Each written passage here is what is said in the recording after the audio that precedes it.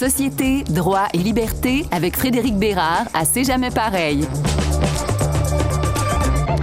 Le concept de conflit d'intérêts revient régulièrement dans l'actualité, je pourrais même dire dans nos chroniques. Des élus qui doivent souvent justifier des décisions, des liens avec des hommes d'affaires ou des personnes influentes qui soulèvent des questions. Celui que vous entendez ricaner derrière, c'est Frédéric Bérard, notre avocat, docteur en droit, politicologue et chroniqueur. Bonjour Frédéric Bérard.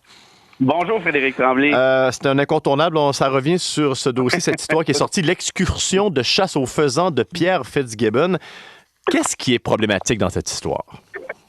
Ouais, en fait, Fitzgibbon est un abonné maintenant des demandes d'enquête devant la commissaire à l'éthique de l'Assemblée nationale.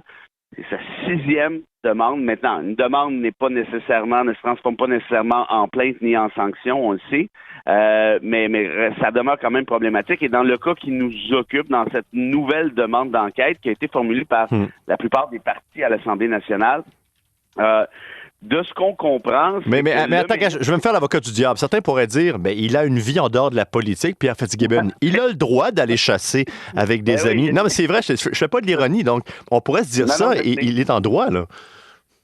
Ben non, justement, c'est ça le problème. Parce que quand vous êtes ministre, ça Fitzgibbon ne l'a pas compris encore, là, de toute évidence, vous avez un statut particulier dans la société québécoise. Et Fitzgibbon, à plus forte raison, n'est pas un ministre junior, là. C'est pas un ministre délégué, c'est ce qu'on pourrait appeler un super ministre. Le ministre de l'économie, de l'innovation, de l'énergie. Il n'y a pas beaucoup de ministres qui emmènent aussi large. Et d'un point de vue économique, évidemment, ça fait en sorte que Fitzgibbon est toujours obligé de rencontrer certaines personnes dans le cadre de ses fonctions pour des subventions, pour des prêts, et ainsi de suite. Maintenant, quand tu mélanges ta vie privée avec ce que je viens de dire, c'est là qu'on a un problème. Et pour répondre à ta question plus précisément, non, quand tu es ministre, tu peux pas avoir le même type de vie que tu avais avant de devenir ministre. Si vraiment là, si ton ancienne vie te manque tant que ça, faut que tu penses à faire autre chose que de la politique. Pourquoi? Parce que dans ce cas-ci, tu l'as dit un peu d'entrée de jeu, il y a la question du conflit d'intérêt, mais il y a aussi et peut-être même surtout la question de l'apparence de conflit d'intérêt. Or, en droit, parce qu'on parlait de droit, l'apparence de conflit d'intérêt, comme par exemple l'apparence de partialité du juge, c'est aussi important que la partialité elle-même ou le conflit d'intérêt lui-même. Pourquoi? Parce qu'il y a une question de confiance du citoyen dans l'appareil politique qui est mise en doute ici. Fitzgibbon, ça me dit oui, mais puis d'ailleurs, c'était sa réponse. Moi, je connais cette gang-là depuis toujours, je vais à la chasse. Bon, bref, les journalistes ont enquêté un peu. C'est pas une petite partie de chasse à la perdrix dans le fin fond d'une zec perdue, là. C'est sur une île privée au lac Manfred Magog où cette gang-là se déguise en aristocrate autrichien. Je savais même pas que ça existait encore, des gens qui se déguisaient en aristocrate autrichien pour aller tirer des pauvres faisans. Imagine-toi.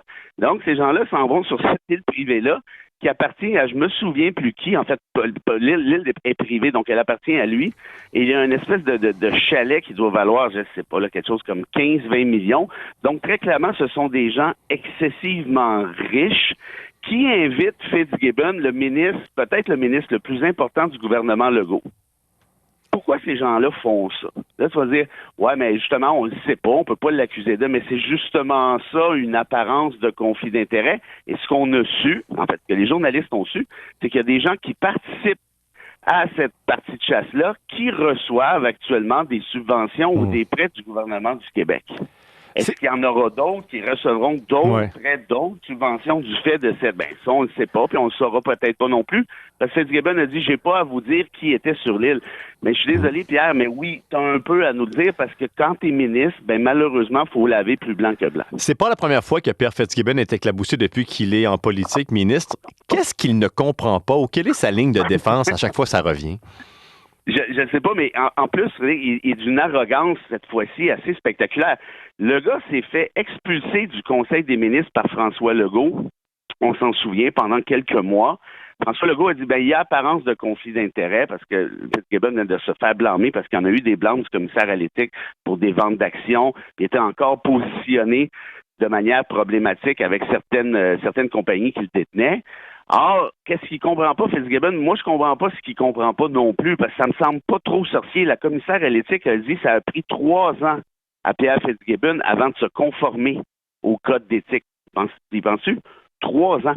La commissaire à l'éthique a même pensé intenter un recours contre Pierre Fitzgibbon pour le délester de sa charge de député à l'Assemblée nationale. Donc, il y a un principe de base, et avant de revenir à Fitzgibbon et son arrogance, puis pourquoi je dis arrogance, en fait, c'est que lui-même disait, il va en avoir d'autres, puis achalez-vous pas avec ça. Puis son attaché de presse, Mathieu Saint-Amand, a dit, envoyez-nous votre chroniqueur chasse-pêche, je voulais qu'on parle de chasse au faisan, puis le reste, c'est pas de vos affaires. Donc voilà pour la formule arrogante, je ferme la parenthèse. Puis pour le reste, tout ce qui est problématique là-dessus, c'est justement ça, c'est qu'un élu n'est pas au-dessus des lois. Et les lois de l'Assemblée nationale, les règlements de l'Assemblée nationale, incluant le code d'éthique, sont applicables à tous, sans exception. La Cour suprême du Canada l'a déjà rappelé, ça fait longtemps, dans une vieille affaire qui est très célèbre, qui s'appelle Roncarelli contre Duplessis, où on a dit à Duplessis, t'as beau être premier ministre, tu n'es pas au-dessus des lois. Tu dois respecter les lois, et comme tu n'as pas respecté la loi, dans ce cas-ci, on te condamne à X ou Y. Or, Fitzgibbon se comporte comme une espèce de petit monarque. Je suis au-dessus de la loi, un peu le Louis XIV du Québec. L'État, c'est moi, puis je m'en fiche, puis vous ferez d'autres demandes d'enquête. Ça me dérange pas du tout. Or, cette espèce d'arrogance-là est problématique. Les faits sont aussi problématiques, et la question que je poserais maintenant à tout le monde, c'est que si Pierre Fitzgibbon était ministre dans le gouvernement, je ne sais pas moi, Jean Charest ou Philippe Couillard, est-ce qu'il aurait droit à la même immunité collective qu'on lui accorde en ce moment? Tu as mentionné la commissaire à l'éthique. Juste nous rappeler brièvement, ça sert à quoi? Son rôle, ses pouvoirs, son utilité? C'est un rôle qui est très, très important, parce que c'est elle qui détermine si un élu s'est positionné en conflit d'intérêts ou en apparence de conflit d'intérêts, ou si plutôt, non, ça va, il a respecté les règles applicables. Quand il y a violation, celle-ci émet un blâme, puis heureusement, dans le cas de Fitzgibbon, ce sont ces mêmes blâmes-là de la commissaire à l'éthique qui ont poussé le gouvernement Legault à l'expulser du Conseil des ministres. En d'autres termes, la commissaire à l'éthique sert à quelque chose, ce n'est pas simplement symbolique.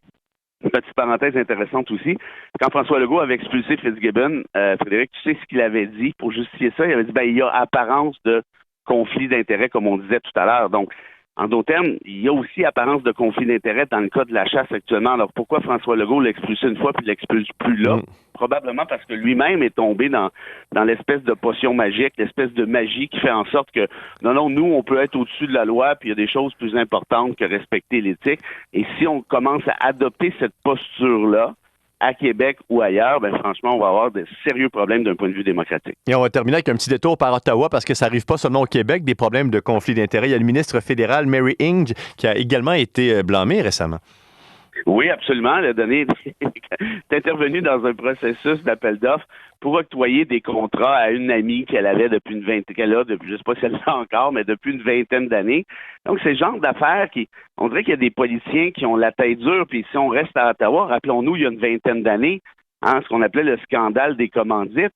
Il y a des ministres là-dedans comme Martin Cochon puis Denis Coderre qui se fait blâmer pour ça. Pourquoi? Parce qu'il était, par exemple, dans le cas de Coderre, allé au condo de Claude Boulay, qui était un des plus grands bénéficiaires du programme du scandale des commandites, qui était une fraude essentiellement. Et il n'y a personne qui a été capable de prouver que Coderre avait mis les mains lui-même dans la caisse. Mais les gens se sont dit, puis c'était Daniel Leblanc du Globe and Mail qui avait sorti l'histoire à l'époque, une chance que les journalistes étaient là. Ils ont dit, mais qu'est-ce que tu faisais au condo de Boulay? Ça, c'est mon chum, c'est ma vie privée, c'est pas de vos affaires. Ben oui, Denis, quand t'es en politique, malheureusement, c'est pas mal de nos affaires, parce que si t'es chum avec un récipiendaire, un bénéficiaire de subsides fédéraux, on veut savoir comment se fait-il que ce gars-là les a obtenus, es-tu intervenu ou pas? Bref, tout ça pour dire, si vous voulez faire de la politique un jour, malheureusement, il y a des règles qui sont plus difficiles à respecter que quand nous sommes de simples citoyens ou quand on participe à la chambre de commerce du coin. Et malheureusement, mon petit doigt me dit qu'on va certainement reparler de conflit d'intérêts dans une autre chronique, malheureusement, dans 6 à 12 mois, Frédéric Bérard. Ça, c'est mon petit doigt qui me le dit, là. Ça, c'est... Moi, je te dirais même, Frédéric, que si on force un peu, on peut en parler la semaine prochaine sans trop. On forcera pas trop, on va regarder ça pour le congé des fêtes. Merci beaucoup, Frédéric Bérard. Avec plaisir. Bye-bye.